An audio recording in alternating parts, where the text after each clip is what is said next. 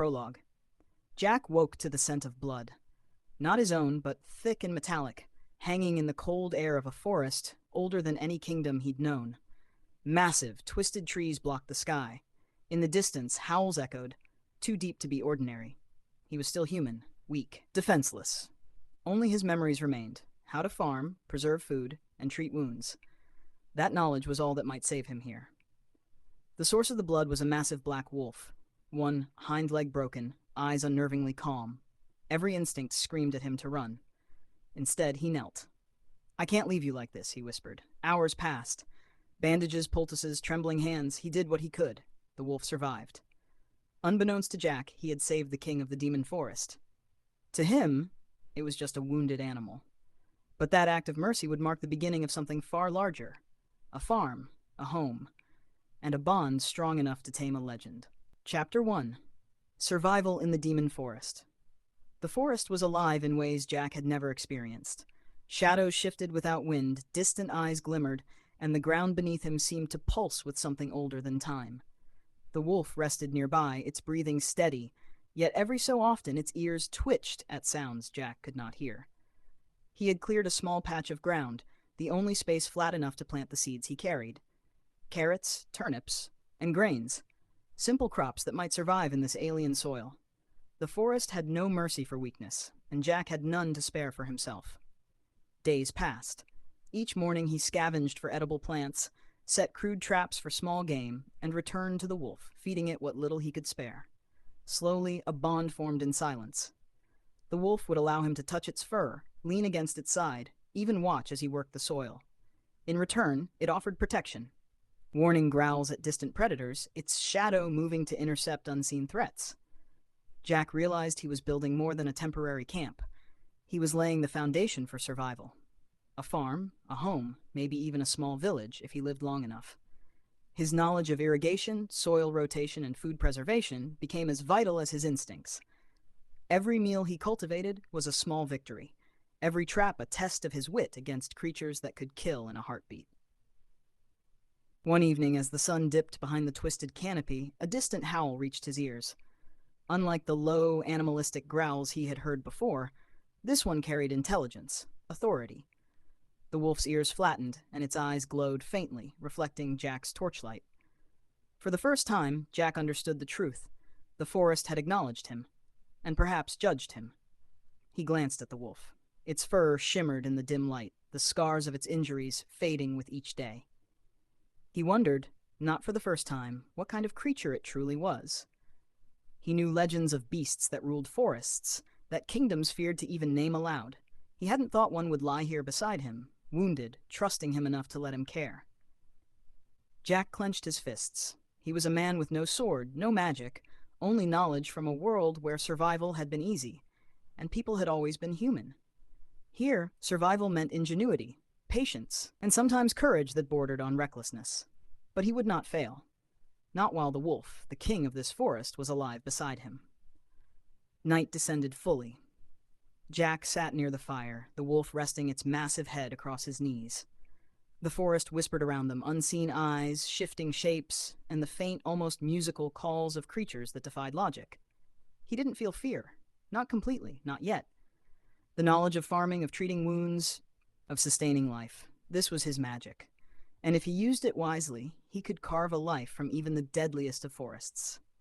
Somewhere deep within the darkness, a pair of eyes glowed. Jack didn't know if they were friend or foe. He didn't care.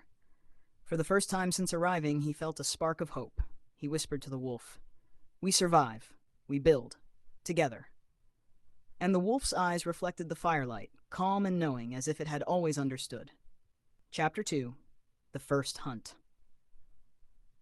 The morning air was cold, sharp against Jack's skin. Mist clung to the ground like a living thing, curling between the roots of the twisted trees. The forest had grown familiar, yet familiarity brought no comfort. Each shadow could hide claws, fangs, or worse. The wolf was already awake, its head lifted, eyes scanning the surroundings. Jack rose quietly, pulling a sharpened stick from his pack, his only weapon. He didn't know how long he could survive relying on wit alone. Eventually, he would need steel or magic. Today, he needed food. His small garden had sprouted, but the forest demanded more than vegetables. Jack moved silently, the wolf padding beside him. They were a strange pair. A human with hands skilled in tending soil, and a beast whose mere presence radiated power. Hours passed. Jack tracked small game, careful not to disturb larger predators. He set traps and bait, relying on instincts sharpened by memories of hunting in another life. Still, even with careful planning, danger waited. A rustle in the underbrush froze him in place. Two glowing eyes peered out from the shadows. Jack's heart hammered. Not small. Large. Predatory. A creature older than any he had faced, scales glinting in the mist, claws long enough to pierce steel. The wolf growled, low and vibrating through the ground. Jack froze. The beast stepped forward, massive shoulders hunched, teeth bared. The predator hesitated, and then, almost impossibly, it recoiled. The wolf's aura, something Jack couldn't name, was enough. Jack exhaled slowly. The forest had rules, and he was learning them. Strength alone did not win battles. Intelligence, timing, and alliances could shift the balance. The wolf turned, nodding, or maybe approving, before padding back to him, still watchful. By nightfall, Jack had managed a small kill. A deer, enough meat to sustain them for days. The wolf feasted beside him, silent except for occasional growls at distant sounds.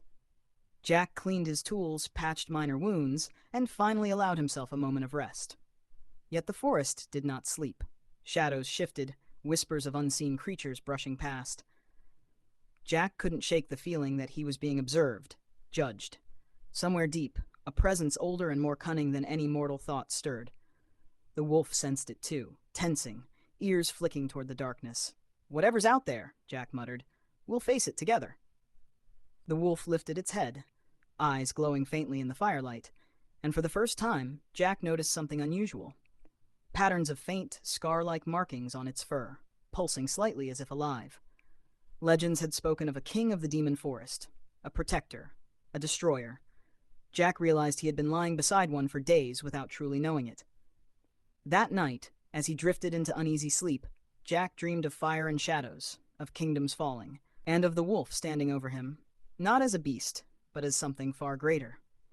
When he awoke, the wolf was watching him, calm and alert, as if it had read his dreams.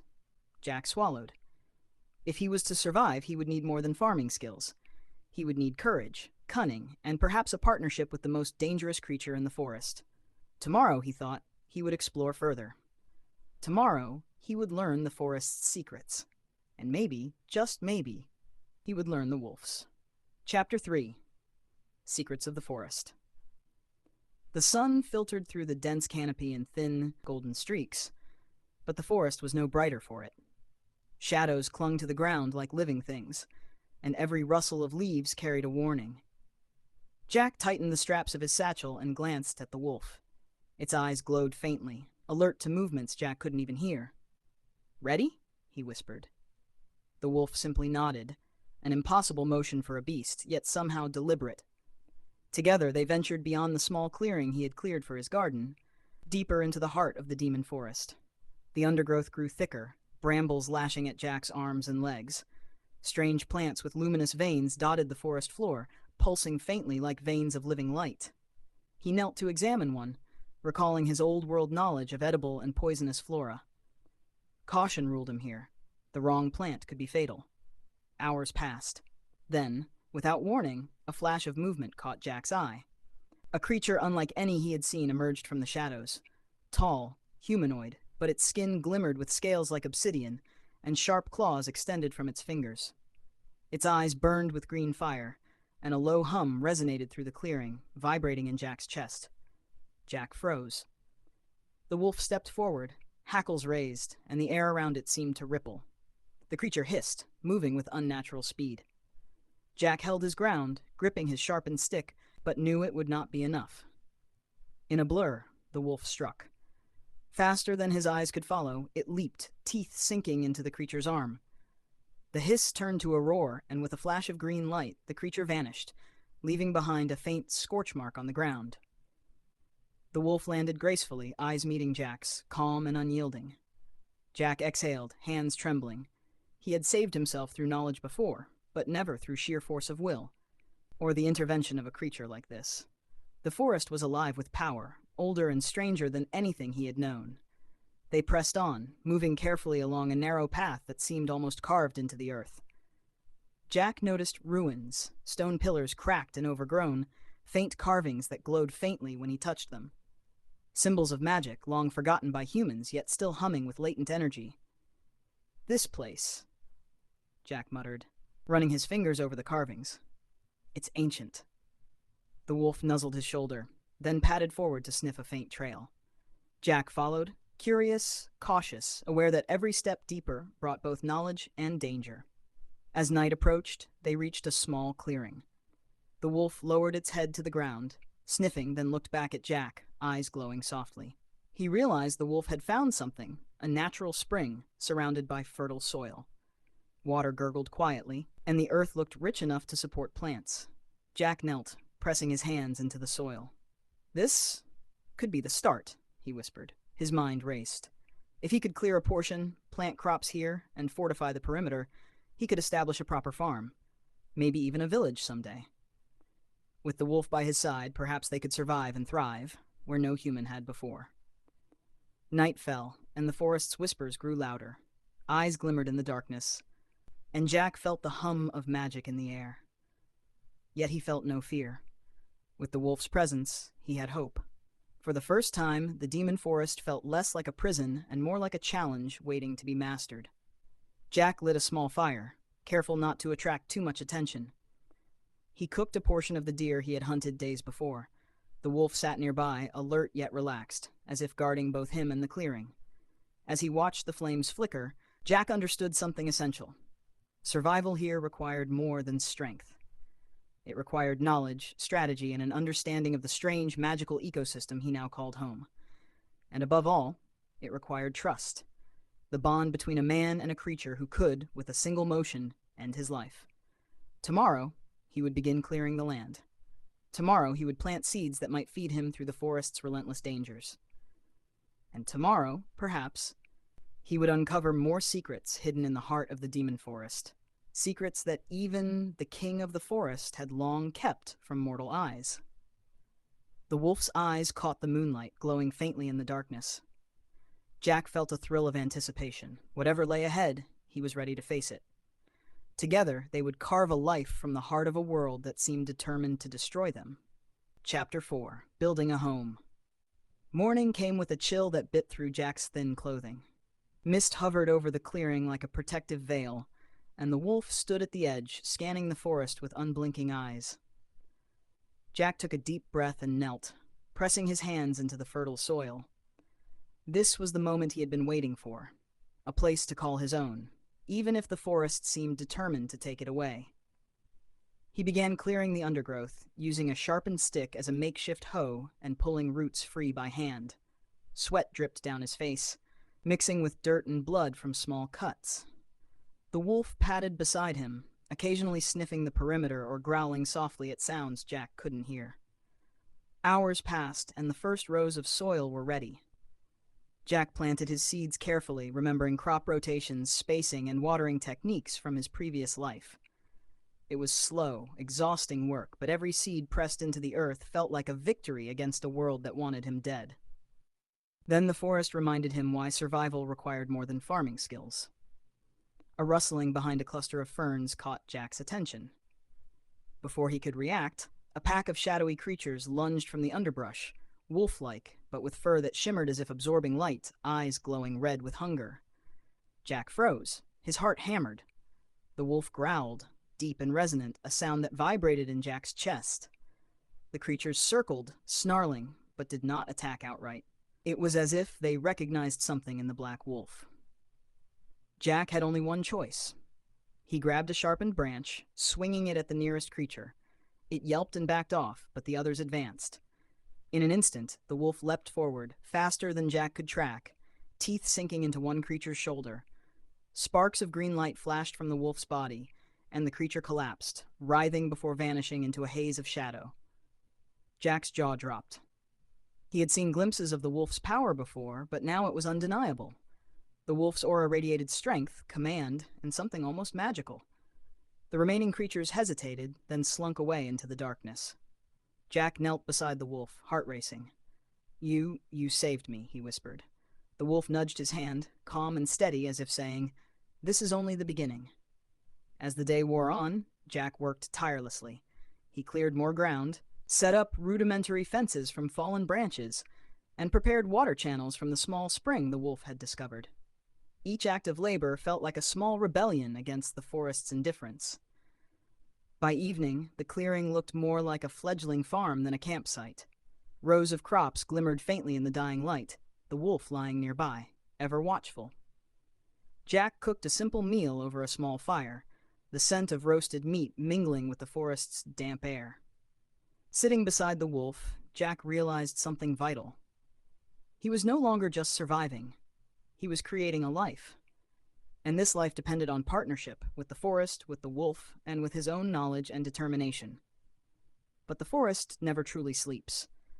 In the distance, a low rumble echoed through the trees, shaking leaves from the canopy. Jack's stomach tightened. Whatever made that sound was larger than anything he had faced. He glanced at the wolf, whose fur shimmered faintly in the moonlight, eyes glowing with intelligence and authority. Jack whispered, "We'll face it. Together." The wolf's eyes met his, calm and unyielding. A bond had been forged in blood, sweat, and quiet understanding. The forest could throw whatever it wished at them, but they would endure.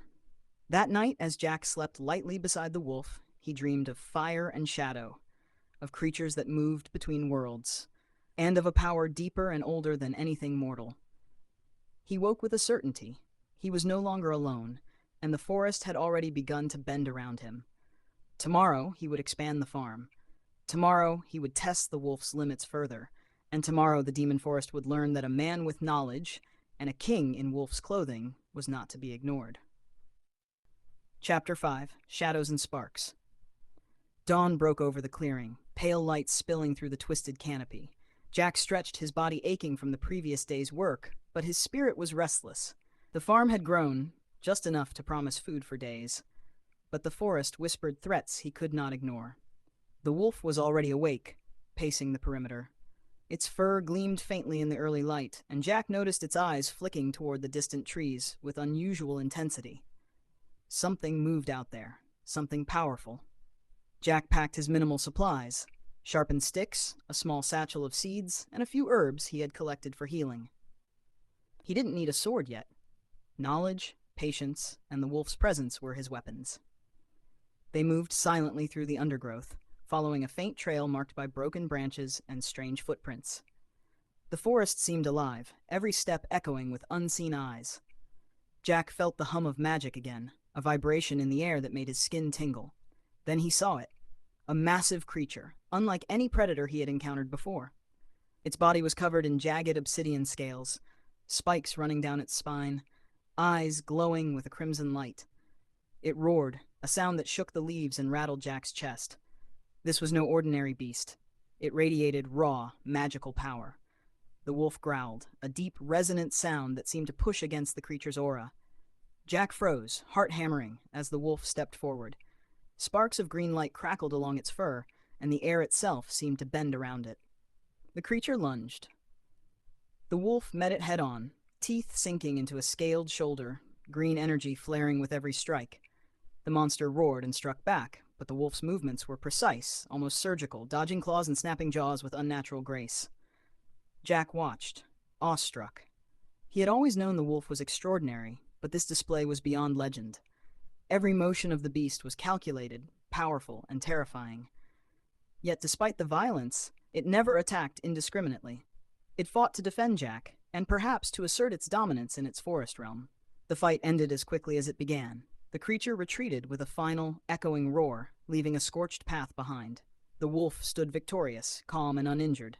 Its eyes met Jack's, and in that gaze, he felt both warning and trust. Jack swallowed hard. "We survived together," he murmured.